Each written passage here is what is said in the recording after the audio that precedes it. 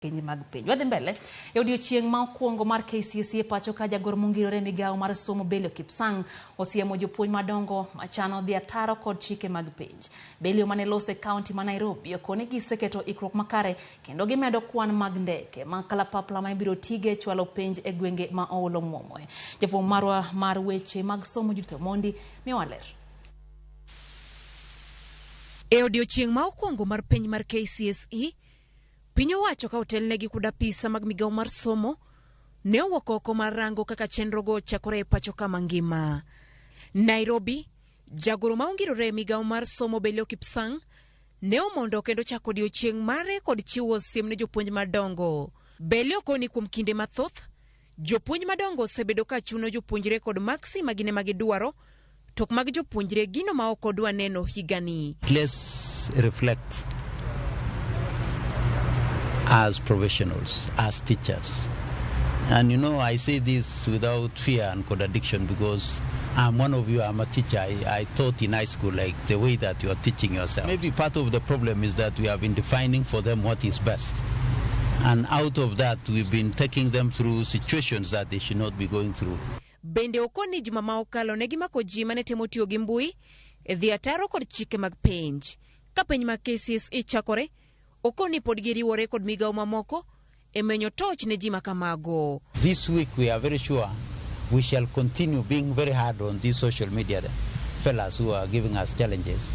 And we look forward to our colleagues at the DCI, our colleagues at the cybercrime, our colleagues at the CA, making sure that these sites are brought down. Jatatije mar duol matayo penji e pacho kae David Njengere mane omondo e kaunti ma Kiambu to chiwo siem ne apisa matayo penj kod jopuonjre matingo simbe kata bed ni en gima ne osekum. Nobody is allowed to have mobile phones in the examination center except the center manager.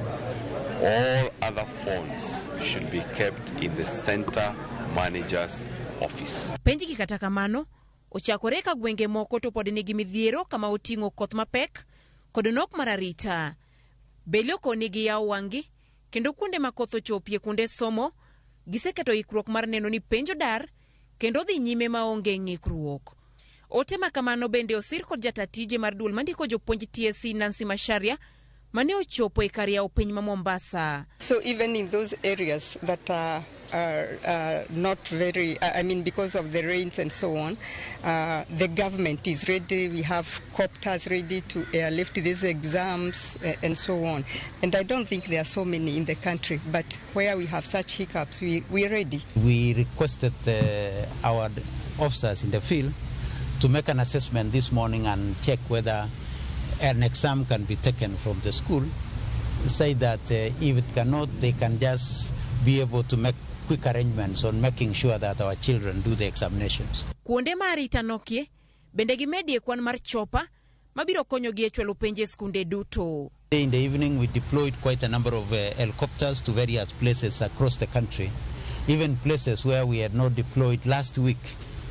Some of the places where our colleagues at the Ministry of Interior has advised that there could be challenges, we've been able to deploy adequate helicopters. Higani marumo jopuonjre 9,900 kod adek timo piny maduong' mar klas 12 kagita maduong' to dir ne jopuonj duto madongo e pachoka mondo mi kik duok piny bidhruok mag penjgo e skunde duto ma pachoka. Judith Omondi, Ramogi TV, Nairobi. Ramogi jopuonjre mokari